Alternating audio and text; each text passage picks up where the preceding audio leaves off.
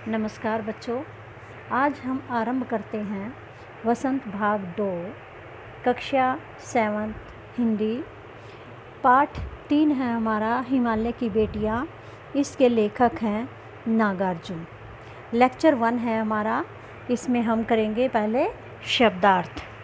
तो देखिए, शब्दार्थ मैं आपको बोलकर बताती हूँ, आप इनको लर्न करेंगे और अपनी कॉपी में राइट करेंगे। गंभीर, शांत, संभ्रांत, घनी, प्रतीत होना, दिखाई देना, श्रद्धा, विश्वास, कौतूहल, जिज्ञासा, विराट, बड़ा या विशाल भी बोल सकते हो, अतृप्त, भूखा, सरसब्ज, हरी भरी, उपत्यका, घाटी, निकेतन, घर, लुभावना, आकर्षक, प्रतिदान, वापस करना, सर धुनना, पछताना, मुदित, प्रसन्न, खुमारी, सुस्ती, चित्रित, चित्र के रूप में अंकित, छाप, प्रभाव, बलिहारी जाना, कुर्बान हो जाना, विरही, वियोगी, आदित्यकाई, पहाड़ी के ऊपर का समतल मैदान। अब आगे लेसन आरंभ करते हैं। देखिए लेसन में क्या है। इसमें हिमालय पर्वत के बारे में आपको पता होगा कि हिमालय बहुत बड़ा पर्वत है और वहाँ से अनेक नदियाँ निकलती हैं। तो उन नदियों को ही लेखक नागार्जुन ने हिमालय की बेटियाँ बताया है। और वे जो नदियाँ हैं हिमालय पर्वत से निकलती हैं, वहाँ से निकल करके समतल मैदानों से जाती हुई लेखक को हंसती खिलखिलाती प्रतीत होती हैं और उसके बाद वो जाकर के समुद्र में मिल जाती हैं। तो यहाँ पर इन नदियों का ही लेखक नागार्जुन ने वर्णन किया है। तो देखिए आप क्या बताया नदियों के बारे में लेखक ने। अभी तक मैंने उन्हें दूर से देखा था। किन्हें? नदियों के बारे में बता रहे हैं। बड़ी गंभीर, शांत, अपने आप में खोई हुई लगती थी। नदियाँ कैसी दिखाई देती थी अभी मीनिंग में मैंने बताए हैं आपको। गंभीर, शांत और जैसे अपने आप में खोई हुई सी दिखाई देती थी। संभ्रांत, महिला की भांति वे प्रतीत होती थी।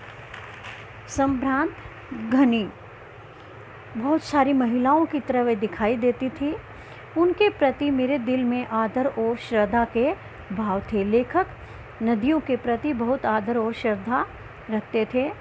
माँ और दादी, मौसी और मामी की गोद की तरह उनकी धारा में डुबकियाँ लगाया करता। जैसे बच्चे माँ, दादी, मौसी, मामी की गोद में खेलते हैं ना, मस्ती करते हैं, तो लेखक उन नदियों में डुबकियाँ लगाते थे, नहाते थे। आगे देखिए। परंतु इस बार जब मैं हिमालय के कंधे पर चढ़ा, जब लेखक थोड़े से बड़े हुए हिमालय पर आए, तो उन्होंने क्या देखा? चढ़ा तो वे कुछ और रूप में सामने थी। जो नदियाँ थी वे दूसरे रूप में लेखक को दिखाई दी। मैं हैरान था कि यही दुबली पतली गंगा, यही यमुना, यही सतलुज समतल मैदानों में उतरकर विशाल कैसे हो जाती हैं। कैसा रूप देखा लेखक ने वहाँ पर? वहाँ पर वो बिल्कुल दुबली पतली दिखाई दी। बिल्कुल पतली पतली नदी वहाँ से निकलती हैं पहाड़ से।